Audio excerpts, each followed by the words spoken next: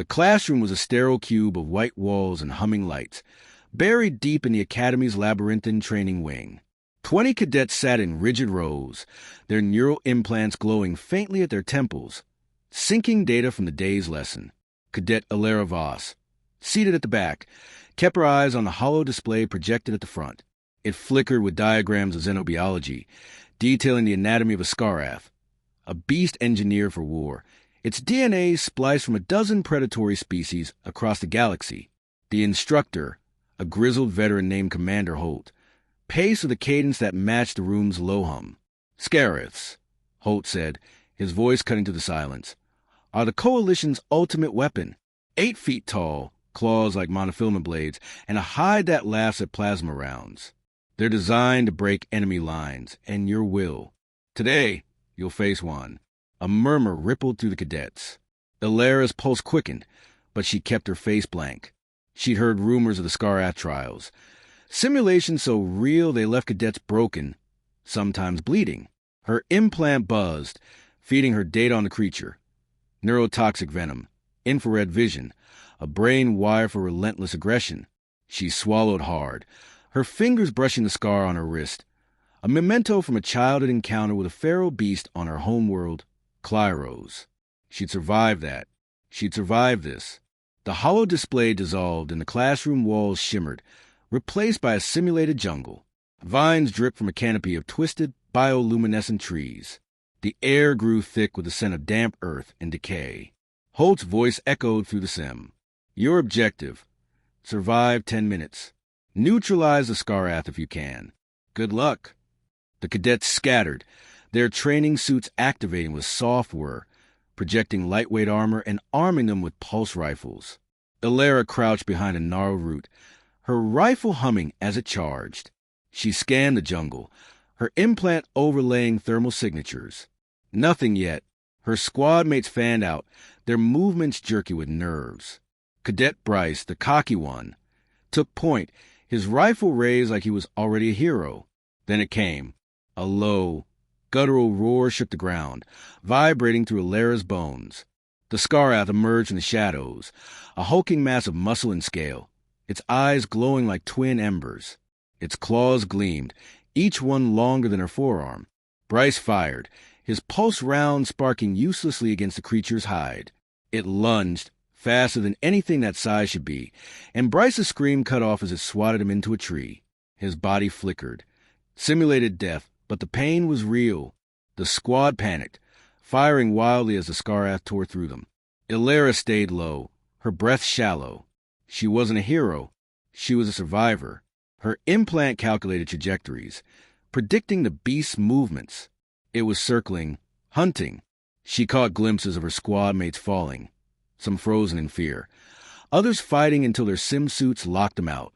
The jungle reeked of ozone and blood, real or not. 5 minutes in, she was one of 3 left. Cadet Lynn was pinned behind a boulder, whispering prayers. Cadet Merrick was climbing a tree, his rifle dangling uselessly. Elara's implant pinged. The Skarath was closing on Lynn. She could run. Let the others draw its attention. It's what she'd done on Clyros, hiding while her brother faced a beast that scarred her, guilt twisted in her gut. Not this time. She broke cover, sprinting toward Lynn. The Skarath's head snapped toward her, its eyes locking onto hers. Time slowed. Those eyes weren't just predatory. They were intelligent, calculating. Her implant screamed warnings, heart rate critical, threat level maximum. But Elara didn't fire. She stood her ground, rifle lowered, staring into those burning orbs. The Skarath froze, its massive frame tensing. A low growl rumbled from his throat, but it didn't charge. What are you doing, Voss? Lynn hissed, her voice trembling. Elara didn't answer. Her implant fed her data, elevated pheromones, non-aggressive posture. The Skarath was hesitating. She took a step forward, her boots sinking into the mud. The beast's growl faded, its head tilting slightly. It was like looking into a mirror. 2 creatures shaped by survival, not trust. Her scar throbbed, a reminder of the beast she'd fled from years ago. This time, she wouldn't run. Easy, she whispered, her voice steady despite the fear clawing her chest. The Skaraths' claws flexed, but it didn't move. Her implant pinged again. Neural activity spike. It was thinking, not just reacting. The sim's parameters didn't account for this. Skaraths were supposed to be relentless, not curious. Marek's voice crackled through her comm. "Voss, you're insane. Shoot it." The Skaraths' eyes flicked toward the sound, and Elara felt the moment slipping. "Stay quiet," she snapped, her gaze never leaving the beast. She took another step, her heart pounding. The Skaraths' tail twitched, but it lowered its head, a gesture almost submissive. Her implant flagged it. Anomaly detected. Holt's voice cut through the sim. "Cadet Voss, explain yourself." Elara didn't break eye contact. "It's not attacking. It's assessing me." "Skaraths don't assess," Holt barked. "They destroy. Neutralize it now." But Elara saw something Holt didn't. The Skaraths' eyes weren't just predatory. They held a flicker of recognition, maybe even fear. She lowered her rifle completely, her hands open. "You're not just a weapon," she murmured. "Are you?"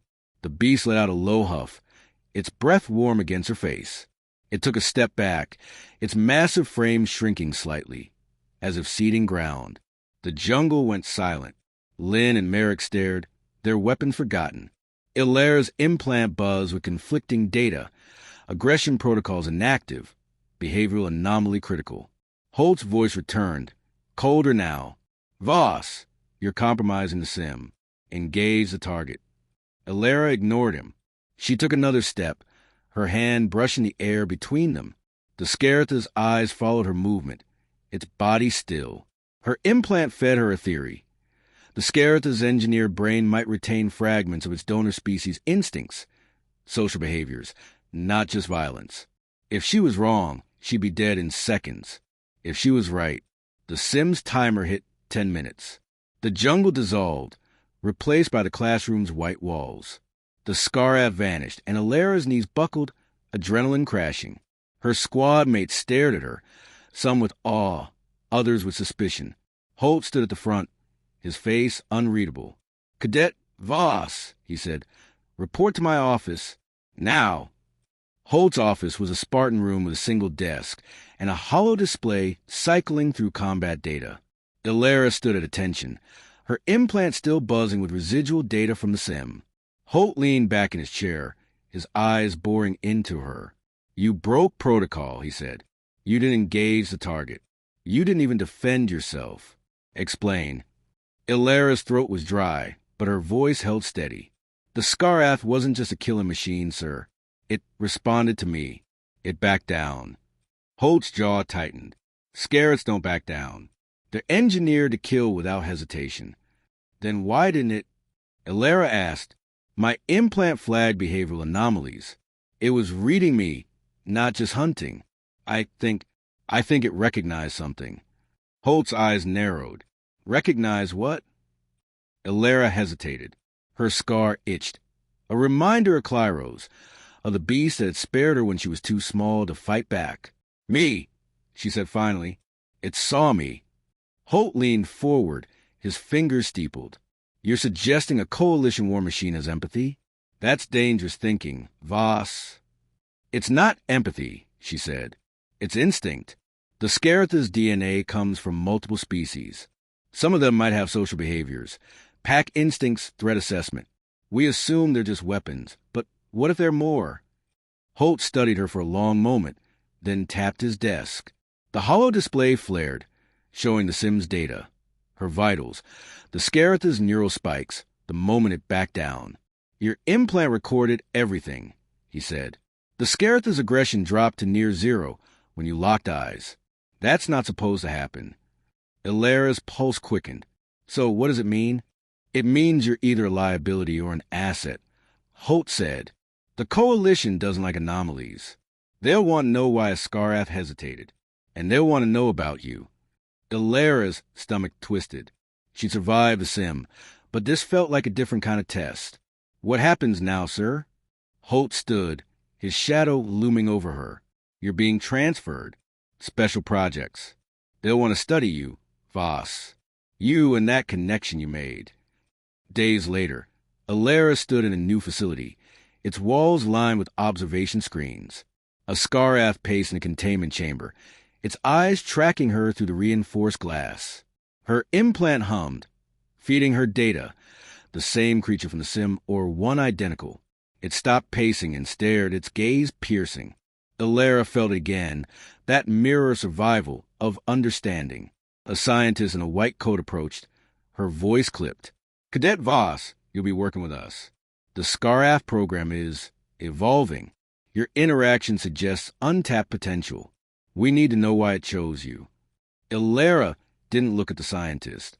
Her eyes stayed on the Skarath. "It didn't choose me," she said softly. "It saw itself." The beast pressed a claw against the glass, and Elara's scar burned. She didn't flinch. Whatever came next, she was ready.